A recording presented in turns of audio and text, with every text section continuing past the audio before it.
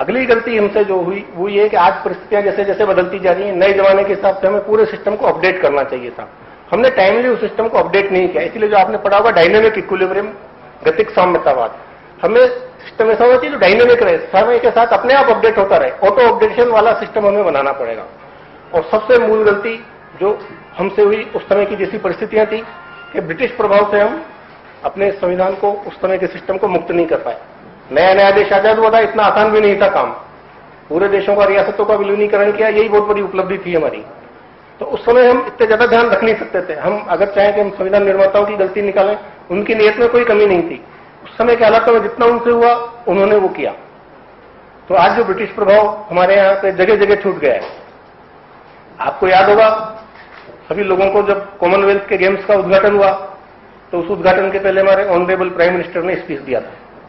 उस स्पीच में उन्होंने जो ब्रिटेन का राजकुमार है उसके लिए योर हाइनेस, योर मेजेस्टी, इस तरह का शब्द उन्होंने यूज किया था। हम देश आजाद है, संविधान कहता है संपूर्ण प्रभुत्व संपन्न है, तो एक विदेशी राजकुमार के लिए हम इस तरह का शब्द कैसे प्रयोग कर सकते हैं।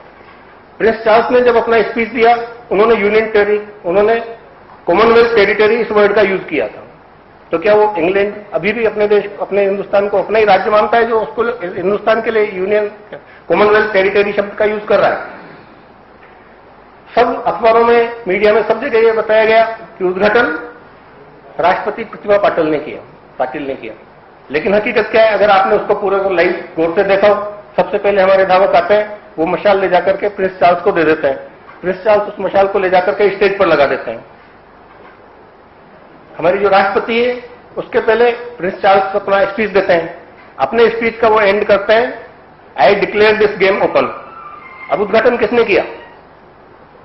एक आजाद देश के इतने बड़े समारोह का उद्घाटन इंग्लैंड का राजकुमार क्यों कर रहा है? तो गुलामी की मानसिकता को कब छोड़ेंगे हम?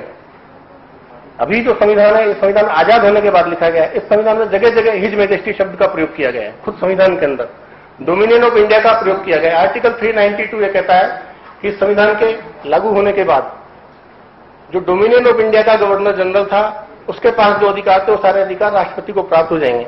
इसका मतलब 26 जनवरी 1950 के पहले हमारा देश डोमिनियन ऑफ इंडिया था। तो डोमिनियन ऑफ इंडिया क्यों था और डोमिनियन ऑफ इंडिया कब खत्म हुआ, कैसे खत्म हुआ? संविधान 8 महीने पहले बन गया, तो 8 महीने बाद संविधान को क्यों लागू किया गया? क्या जैसा आजकल हम देख रहे हैं, सब लोगों ने पहले अपने अपने इंतजाम कर लिए, अपने अपनी सेफ्टी का पूरा इंतजाम करके उसके बाद संविधान को लागू किया, बनते ही क्यों नहीं लागू किया? तो इस तरह के तमाम प्रश्न हैं जिनसे ये लगता है कि इस ब्रिटिश प्रभाव से हमें इस नए सिस्टम को मुक्त करना होगा।